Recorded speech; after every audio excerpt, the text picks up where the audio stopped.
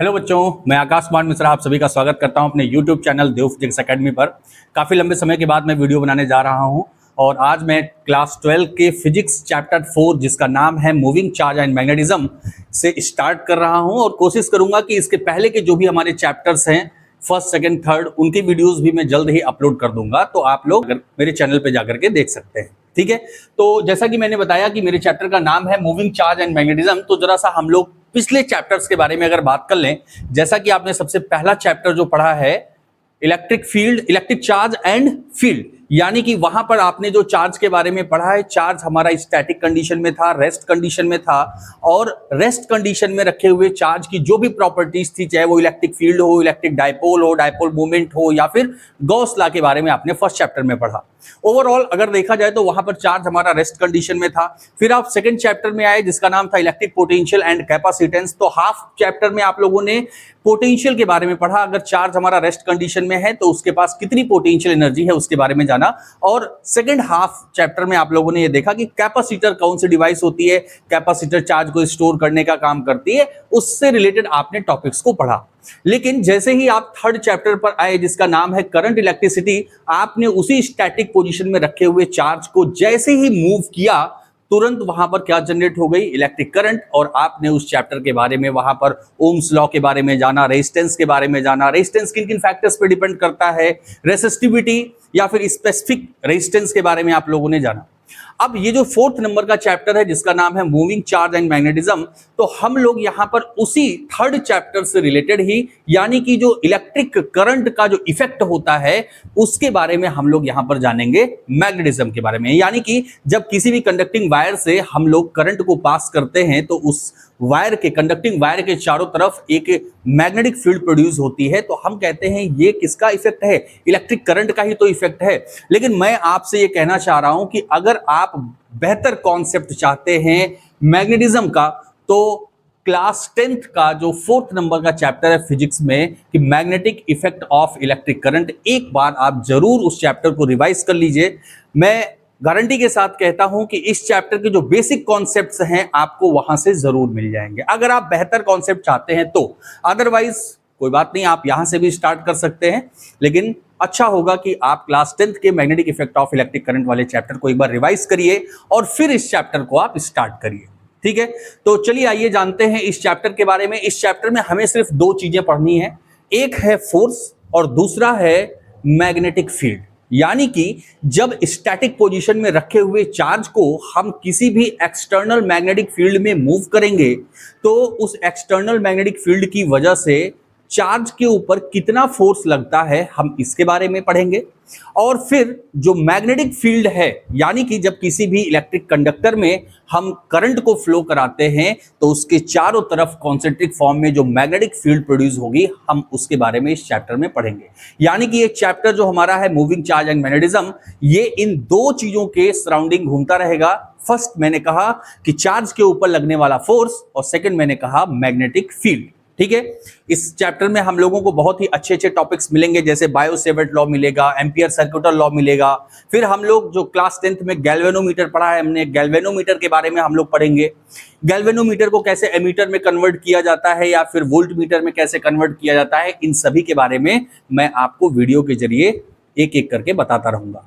तो चलिए आज हम लोग इस चैप्टर को स्टार्ट करते हैं। सबसे पहले अगर हम लोग बात करते हैं इस चैप्टर में, तो हम लोग पढ़ेंगे ऑरस्टेड एक्सपेरिमेंट के बारे में। ऑरस्टेड नाम के एक साइंटिस्ट थे जो अपना कुछ भी एक्सपेरिमेंट कर रहे थे, और एक्सपेरिमेंट के दौरान उन्होंने ये पाया कि जब किसी भी इलेक्ट्रिकल सर्किट में वो करंट को फ्लो कर रहे थे, देखिए ये इनके पास एक इलेक्ट्रिकल सर्किट थी और ये कुछ दूसरा ही एक्सपेरिमेंट कर रहे थे, लेकिन इन्होंने इस इफेक्ट को वहां से फाइंड आउट किया।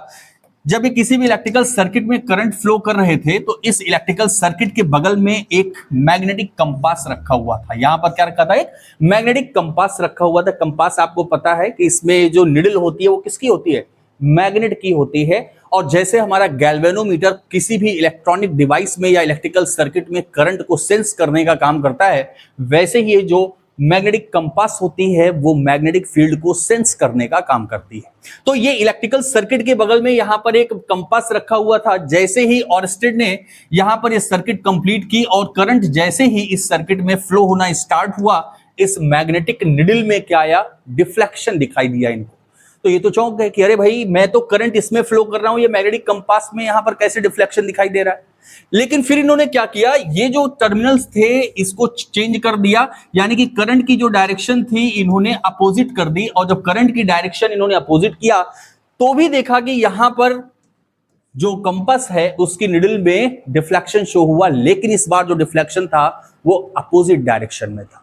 इसका मतलब यह है कि जब इस कंडक्टिंग वायर के बगल में हमने कोई मैग्नेटिक कंपास रखा है और इस मैग्नेटिक कंपास के निडल में डिफ्लेक्शन शो हो रहा है, तो डिफ्लेक्शन तो एक ही रीजन से आ सकता है जो कि है मैग्नेटिक फील्ड। इसका मतलब ये इन्होंने निकाला, इसका रिजल्ट इन्होंने ये दिया कि जब किसी भी वायर में हम करंट फ्लो करते हैं तो उसके चारों तरफ एक मैग्नेटिक फील्ड प्रोड्यूस होती है, जिस मैग्नेटिक फील्ड की वजह से इस मैग्नेटिक कंपास के निडल में क्या आया, डिफ्लेक्शन दिखाई दिया। ठीक है, तो ये एक्सपेरिमेंट ऑरस्टेड ने बताया था। ये देखिए यहां पर अगर मैं करंट की डायरेक्शन कोई भी डिसाइड कर देता हूं, मैंने कहा कि ये मेरे पास एक कंडक्टर है और इसमें जो करंट की डायरेक्शन है वो अपवर्ड डायरेक्शन में है, वर्टिकली अपवर्ड डायरेक्शन में है। तो यहां पर जो कंडक्टर की चारों तरफ जो मैग्नेटिक फील्ड लाइंस बन रही हैं वो कुछ इस तरीके से बन रही हैं। लेकिन इस बात को बताने के लिए भी ऑरस्टेड ने एक और एक्सपेरिमेंट किया। उन्होंने क्या किया, एक कार्डबोर्ड लिया और कार्डबोर्ड के बीच से इन्होंने एक कंडक्टिंग वायर को पास कराया, और जैसे ही इन्होंने करंट इस कंडक्टिंग वायर में पास किया, इसके ऊपर इन्होंने क्या स्प्रिंकल किया था, आयरन स्प्रिंकल, यानी कि जो लोहे का बुरादा होता है वो इसके ऊपर इन्होंने छिड़क दिया था। और जैसे ही इस वायर में करंट इन्होंने फ्लो कराई, ये जो आयरन स्प्रिंकल था वो कुछ कॉन्सेंट्रिक फॉर्म में इस तरीके से अपने आप को क्या कर लेता है, अरेंज कर लेता है। कॉन्सेंट्रिक का मतलब आप लोग जानते हैं, सेंटर एक सर्कल अनेक। ठीक है, एक ही सेंटर होता है और सर्कल बहुत सारे होते हैं। तो यहां से इन्होंने ये भी रिजल्ट बताया कि भाई जो मैग्नेटिक फील्ड प्रोड्यूस होती है किसी भी कंडक्टर के चारों तरफ, वो कॉन्सेंट्रिक फॉर्म में होती है। ठीक है, पहली चीज तो इन्होंने अपने एक्सपेरिमेंट से बताया कि अगर किसी भी वायर से या किसी भी कंडक्टर से हम करंट को फ्लो करते हैं तो उसके चारों तरफ एक मैग्नेटिक फील्ड प्रोड्यूस होती है। और अपने इस वाले एक्सपेरिमेंट से इन्होंने बताया कि जो मैग्नेटिक फील्ड होती है वो कॉन्सेंट्रिक फॉर्म में होती है। ठीक है, कंक्लूजन यहां से ये निकलता है कि अगर किसी भी कंडक्टर से हम लोग करंट को पास करेंगे तो उसके चारों तरफ कॉन्सेंट्रिक फॉर्म में मैग्नेटिक फील्ड प्रोड्यूस होंगी। ऐसा हम लोगों ने क्लास 10th में भी पढ़ा है। ये एक्सपेरिमेंट आपने और भी डिटेल में क्लास 10th में पढ़ा होगा कि ऑरस्टेड ने ये एक्सपेरिमेंट किया, कार्डबोर्ड लिया, आयरन स्प्रिंकल किया, करंट फ्लो कराया, तो आयरन स्प्रिंकल जो था वो कॉन्सेंट्रिक फॉर्म में अपने आप को अरेंज कर लेता है। तो ऐसा एक्सपेरिमेंट आपने क्लास 10th में भी पढ़ा था। लेकिन यहां पर चूंकि बेसिक चीजें लेकर के चलनी है हमको, तो एक बार इसको जान लेना जरूरी है। तो अगर आपसे पूछा जाता है कि हाँ भाई ऑरस्टेड एक्सपेरिमेंट क्या है, तो ऑरस्टेड एक्सपेरिमेंट के जो कंक्लूजन्स हैं वो आपको पता होने चाहिए कि इन्होंने बताया था कि अगर किसी भी कंडक्टिंग वायर में हम करंट को फ्लो करते हैं तो उसके चारों तरफ एक मैग्नेटिक फील्ड प्रोड्यूस होती है, जो कैसी होती है, कॉन्सेंट्रिक फॉर्म में होती है। ठीक है ना, तो कॉन्सेंट्रिक फॉर्म में मैग्नेटिक फील्ड कुछ इस तरीके से प्रोड्यूस होती है। अब ये जो कॉन्सेंट्रिक फॉर्म में मैग्नेटिक फील्ड प्रोड्यूस हुई है उसकी डायरेक्शन क्या होने वाली है, तो इसकी डायरेक्शन को बताने के लिए यहां पर हम लोग यूज करते हैं राइट हैंड थंब रूल को। राइट हैंड थंब रूल के अकॉर्डिंग हम ये बता सकते हैं, जैसे मान लिया कि मेरे पास ये एक कंडक्टिंग वायर है और इसमें जो करंट फ्लो हो रही है वो अपवर्ड डायरेक्शन में फ्लो हो रही है। ठीक है ना, जो करंट है वो वर्टिकली अपवर्ड डायरेक्शन में फ्लो हो रही है। तो हमें अभी ऑरस्टेड ने ये बताया कि भाई ठीक है, यहां पर कॉन्सेंट्रिक फॉर्म में मैग्नेटिक फील्ड लाइंस प्रोड्यूस होंगी, लेकिन इन मैग्नेटिक फील्ड लाइंस की डायरेक्शन क्या होने वाली है उसका पता हम किससे करते हैं, तो उसका पता हम राइट हैंड थंब रूल से करते हैं। यह भी आपने क्लास 10th में पढ़ा है। राइट हैंड थंब रूल क्या कहता है, कहता है कि अगर करंट की डायरेक्शन में मैं अपने राइट हैंड के थंब को डायरेक्ट करता हूं और बाकी की फिंगर्स को मैं जिस डायरेक्शन में कर्ल करूंगा वही डायरेक्शन मैग्नेटिक फील्ड की डायरेक्शन होगी। ठीक है, तो अगर मैंने कहा कि इस वायर में अपवर्ड डायरेक्शन में करंट फ्लो हो रही है तो मैं अपने थंब को अपवर्ड डायरेक्शन में यानी करंट की डायरेक्शन में करूंगा, और जिस डायरेक्शन में मैं अपनी थंब को कर्ल कर रहा हूं यही डायरेक्शन होगी किसकी, मैग्नेटिक फील्ड की। ठीक है, तो यहां पर अगर देखा जाए तो मैग्नेटिक फील्ड की डायरेक्शन कुछ इस तरह से होगी। ठीक है ना, अब यहां पर देखिए ये जो फिगर मैंने बनाया है एक्चुअल में ये 3D इमेज है, लेकिन अब चूंकि बोर्ड हमारा कैसा है, ये तो 2D है, तो यहां पर हम रिप्रेजेंट कैसे करें, तो हम किसी भी प्लेन पर इनवर्ड और आउटवर्ड डायरेक्शन में जो मैग्नेटिक फील्ड हो या इलेक्ट्रिक फील्ड हो, कुछ भी हो, अगर वो परपेंडिकुलर इनवर्ड परपेंडिकुलर आउटवर्ड किसी भी चीज को अगर हमें रिप्रेजेंट करना है तो उसका जो तरीका है वो कुछ इस तरीके से बताया गया है। एक सर्कल बनाया और इस सर्कल में हमने क्रॉस का साइन बना दिया। ये साइन क्या रिप्रेजेंट करता है? ये साइन रिप्रेजेंट करता है कि ये जो मैग्नेटिक फील्ड है ये इस प्लेन के परपेंडिकुलर इनवर्ड डायरेक्शन में है। किस डायरेक्शन में है? तो मैंने कहा परपेंडिकुलर इनवर्ड डायरेक्शन, ठीक है ना, ये परपेंडिकुलर इनवर्ड डायरेक्शन में, किसके? इस प्लेन के, यानी कि इस बोर्ड के इनवर्ड डायरेक्शन में। और यहां से अगर आप देखोगे तो ये कुछ मैग्नेटिक फील्ड लाइंस निकल करके कुछ ऐसे बाहर की तरफ आ रही हैं, और इन्हें अगर रिप्रेजेंट करना है तो हम ऐसे सर्कल बना करके उसके बीच में क्या बना देते हैं? डॉट बना देते हैं। यानी कि ये वाला जो साइन है ये रिप्रेजेंट क्या करता है हमको? ये रिप्रेजेंट करता है कि जो मैग्नेटिक फील्ड लाइंस हैं वो इस बोर्ड के परपेंडिकुलर आउटवर्ड डायरेक्शन में। तो इस चैप्टर में आगे चल करके आपको ये दोनों साइन ज्यादा देखने के लिए मिलेंगे, और इसका मतलब आपको समझ लेना है कि कौन सा इनवर्ड है और कौन सा आउटवर्ड रिप्रेजेंट कर रहा है। मैं फिर से बताता हूं एक बार, देखिए ये जो क्रॉस वाला सिंबल है ये हमको रिप्रेजेंट कर रहा है कि प्लेन के परपेंडिकुलर इनवर्ड डायरेक्शन, और ये जो डॉट वाला सिंबल है ये रिप्रेजेंट कर रहा है इस प्लेन के perpendicular outward direction, perpendicular outward direction of this plane, ठीक है ना।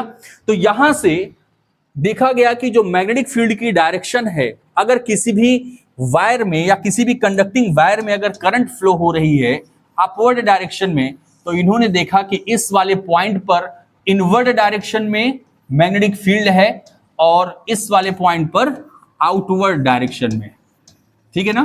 तो इस सिंबल्स के थ्रू हम लोगों ने इनवर्ड और आउटवर्ड को भी रिप्रेजेंट कर दिया। तो यहां पर अभी तक हम लोगों ने बात किया किसकी भाई? ऑरस्टेड की बात की। ऑरस्टेड ने यह बताया कि अगर किसी भी कंडक्टिंग वायर में हम करंट को फ्लो करते हैं तो उसके चारों तरफ कॉन्सेंट्रिक फॉर्म में मैग्नेटिक फील्ड प्रोड्यूस होती है, और उन मैग्नेटिक फील्ड की डायरेक्शन को बताने के लिए हमने राइट हैंड थंब रूल का यूज किया कि करंट की डायरेक्शन में मैं थंब को डायरेक्ट करूंगा, बाकी की फिंगर्स में जिस भी डायरेक्शन में कर्ल करूंगा उस डायरेक्शन में मैग्नेटिक फील्ड की डायरेक्शन होगी।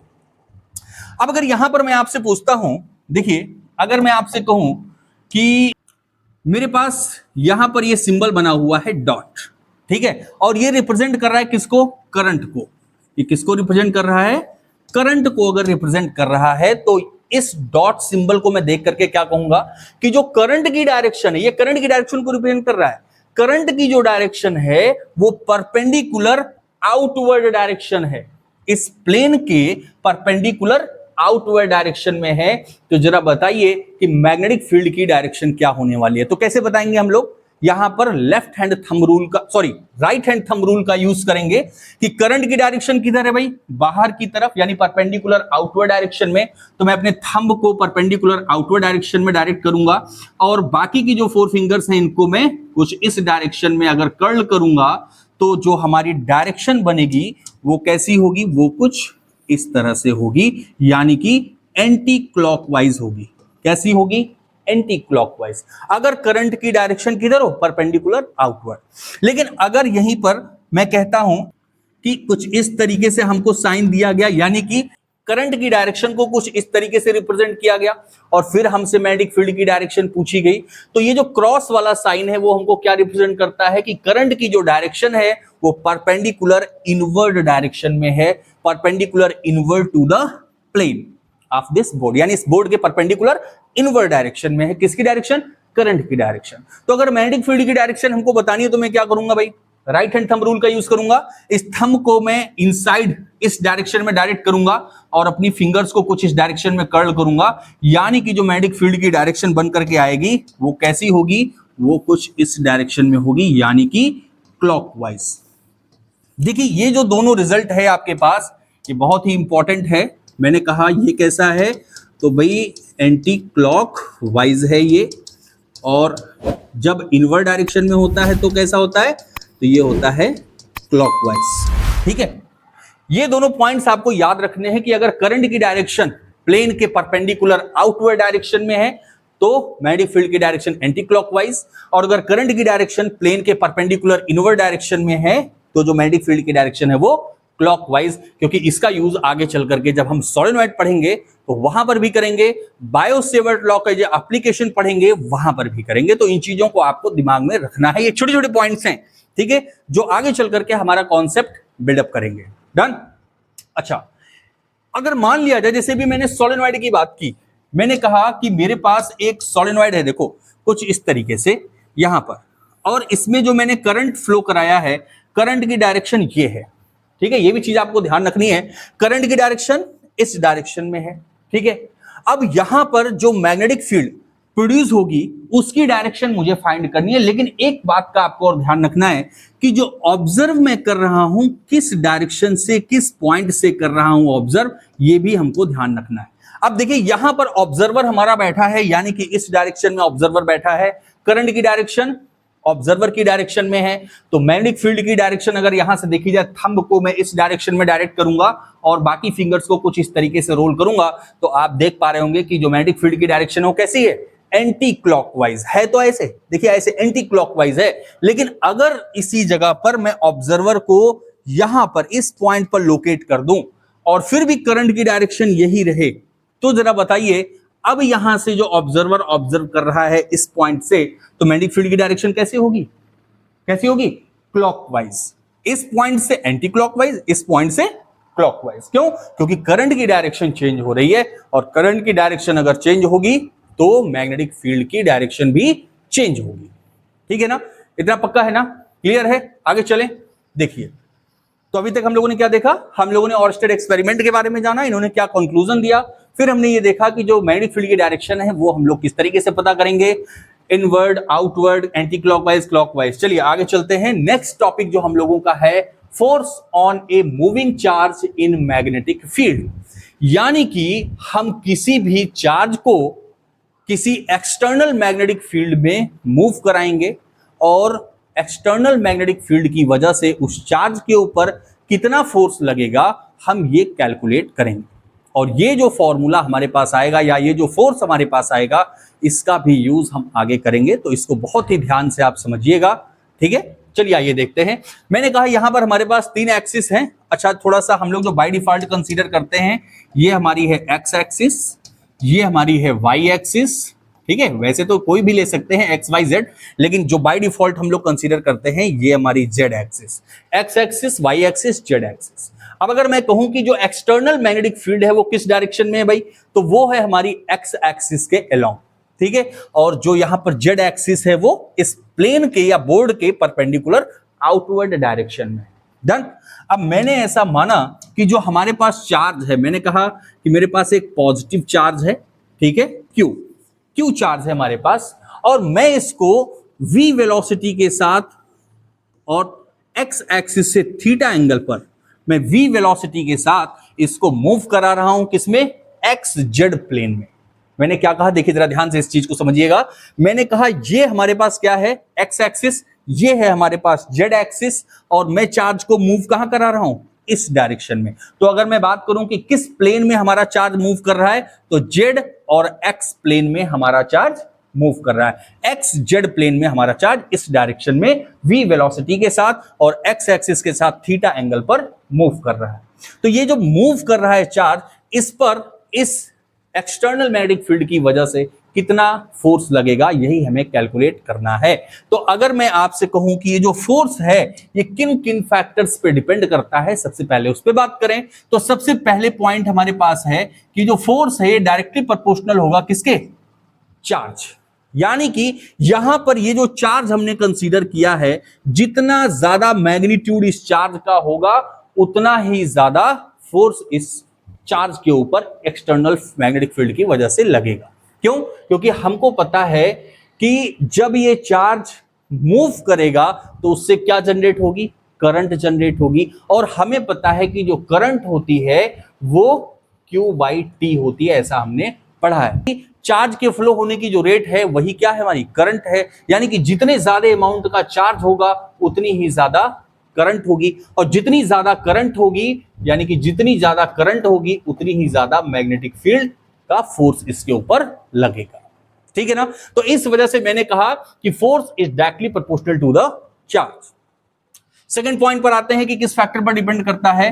तो सेकंड पॉइंट हमारा है कि force is directly proportional to the external magnetic field, यानी कि ये जो हमारी एक्सटर्नल मैग्नेटिक फील्ड जितनी ज्यादा होगी उतना ही ज्यादा फोर्स इस चार्ज के ऊपर लगेगा। भाई हमको पता है कि देखो, अगर मैंने एक बड़ा सा मैग्नेट लिया, नॉर्थ एंड साउथ पोल का एक बड़ा सा मैग्नेट लिया, और यहां पर एक छोटू सा मैग्नेट लिया नॉर्थ एंड साउथ, तो भाई देखो ये दोनों एक दूसरे को अट्रैक्ट करेंगे ना।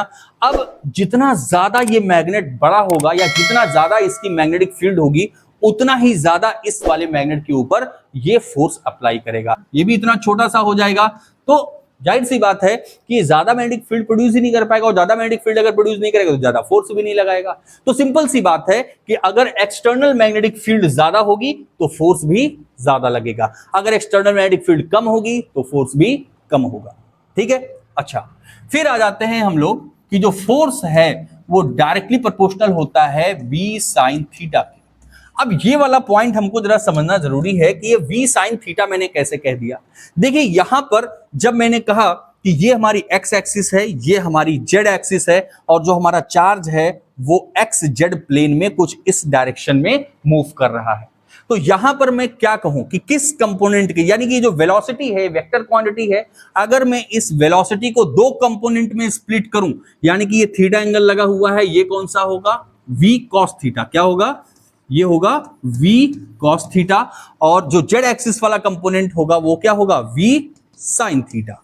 ठीक है। अब मैं अगर यहां पर कहूं कि v cos थीटा या फिर v sin थीटा, कौन सा कंपोनेंट वेलोसिटी का रिस्पॉन्सिबल है इस चार्ज के ऊपर फोर्स के लिए, तो जरा ये इस पर बात करते हैं। मैंने अगर कहा कि मेरे पास एक्सटर्नल मैग्नेटिक फील्ड कुछ इस तरीके से है, ठीक है, और मैं इस एक्सटर्नल मैग्नेटिक फील्ड में किसी भी चार्ज को यहां पर मूव कर रहा हूं इस डायरेक्शन में, ये एक्सटर्नल मैग्नेटिक फील्ड की डायरेक्शन है, और मैं इस चार्ज को भी एक्सटर्नल मैग्नेटिक फील्ड की डायरेक्शन में मूव कर रहा हूं, तो मैं अगर कहूं कि यहां पर जो चार्ज की वेलोसिटी है और जो हमारा एक्सटर्नल मैग्नेटिक फील्ड है इसके बीच में थीटा कितना है, 0। ठीक है ना। या फिर अगर मैं इसको अपोजिट डायरेक्शन में मूव करता हूं, यानी कि यहां पर जो थीटा होगा वो कितना होगा, 180। लेकिन इस दोनों केस में यहां पर जो फोर्स होगा वो कितना होगा, 0 होगा। क्यों ऐसा होगा, जरा वो देखते हैं। भाई देखो, जब ये चार्ज हमारा मूव करेगा कुछ इस डायरेक्शन में, तो जैसे ही चार्ज मूव करेगा क्या प्रोड्यूस करेगा, करंट प्रोड्यूस करेगा, क्या, करंट प्रोड्यूस करेगा, और जैसे ही करंट प्रोड्यूस करेगा एक मैग्नेटिक फील्ड इसके सराउंडिंग बन जाएगी। अभी भी ऑरस्टेड ने बताया था कि जहां पर करंट है वहां भी मैग्नेटिक फील्ड भी है। तो अगर मैं आपसे कहता हूं कि देखो यहां पर अगर आपके पास एक मैग्नेट है नॉर्थ एंड साउथ, और इसके बगल में एक दूसरा भी मैग्नेट है आपके पास, ये हो गया नॉर्थ, ये हो गया साउथ।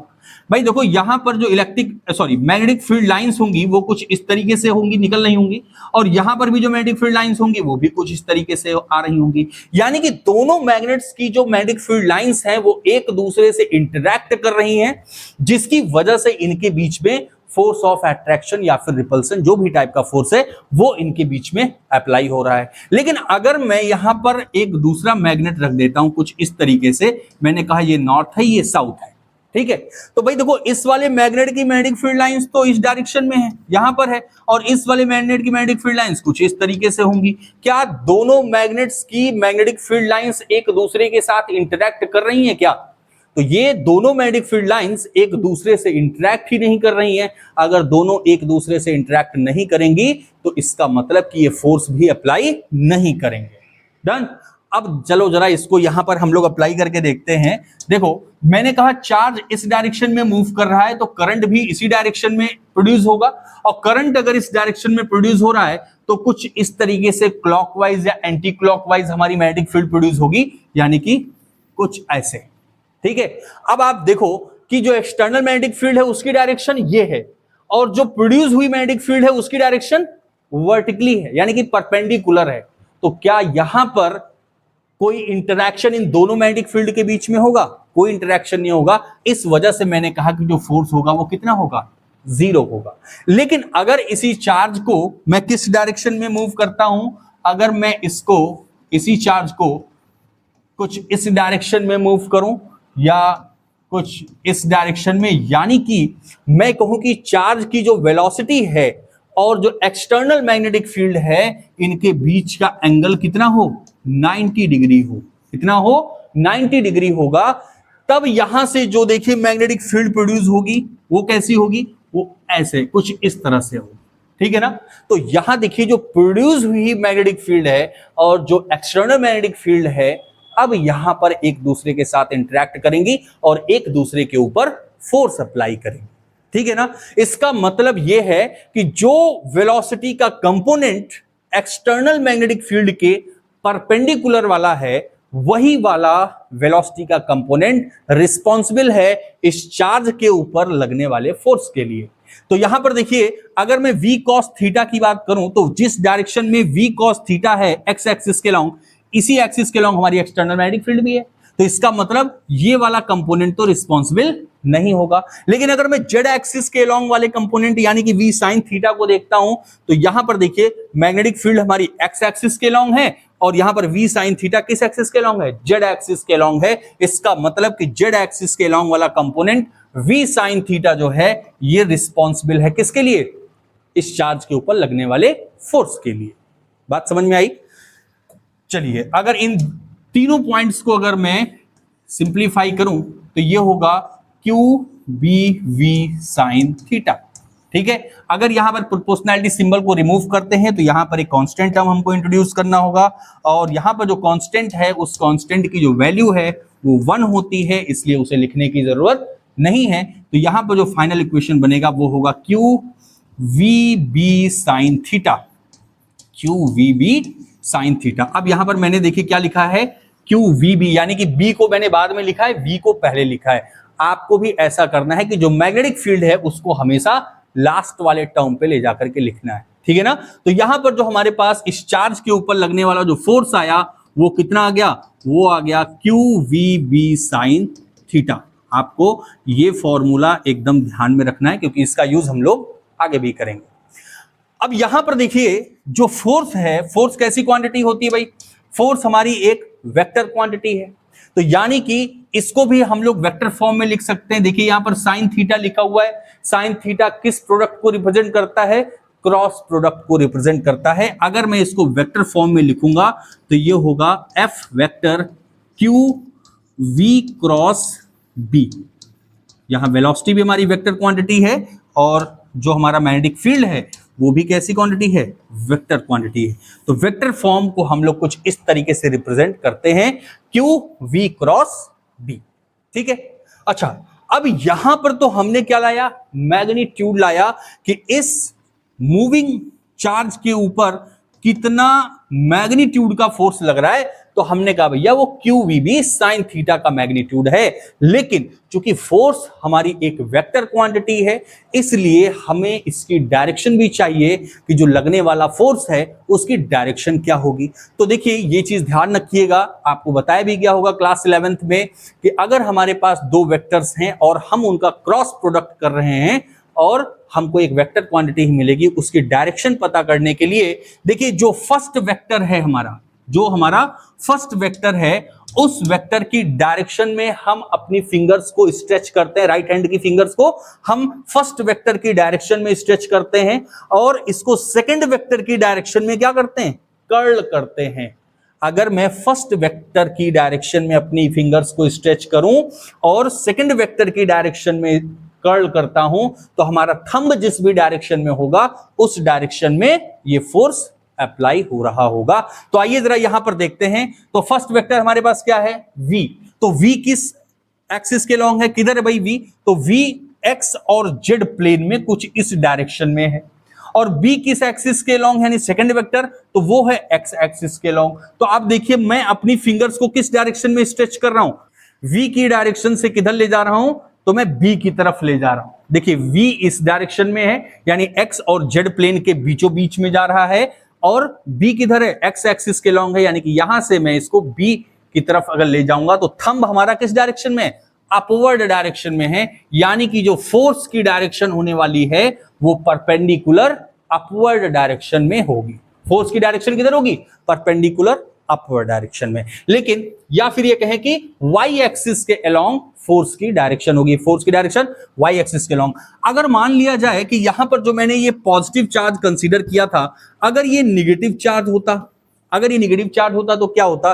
कुछ नहीं, यहां पर जस्ट हम सिंबल लगाते हैं किसका? निगेटिव साइन का। और यहां पर ये जो वाई एक्सिस यानी कि प्लस वाई एक्सिस की डायरेक्शन में फोर्स की डायरेक्शन है, तब ये डायरेक्शन फोर्स की किधर होती? माइनस क्यू यानी कि परपेंडिकुलर डाउनवर्ड डायरेक्शन में हो जाता। ठीक है, माइनस वाई एक्सिस के अलोंग होता, माइनस वाई एक्सिस के अलोंग फोर्स हमारा अप्लाई हो रहा होता। ठीक है, तो यहां पर देखिए इस टॉपिक का कंप्लीट कॉन्सेप्ट हमारे पास आ गया कि अगर कोई भी चार्ज पार्टिकल हमारा किसी भी एक्सटर्नल मैग्नेटिक फील्ड में मूव कर रहा है v वेलोसिटी के साथ, तो उसके ऊपर कितना फोर्स लगेगा, तो हमने फाइंड किया कि वो फोर्स होगा Q V B sine theta. और अगर डायरेक्शन की बात की जाए तो अगर चार्ज हमारा पॉजिटिव है तो वाई एक्सिस के लॉन्ग यानी कि वर्टिकली अपवर्ड डायरेक्शन में, और अगर निगेटिव चार्ज होता है तो माइनस वाई एक्सिस के लॉन्ग यानी कि वर्टिकली डाउनवर्ड डायरेक्शन में उसके ऊपर फोर्स लगेगा। और कितना लगेगा? तो वो होगा Q V B sine theta. ठीक है ना? तो मैं उम्मीद करता हूं कि आप लोगों को समझ में आया होगा।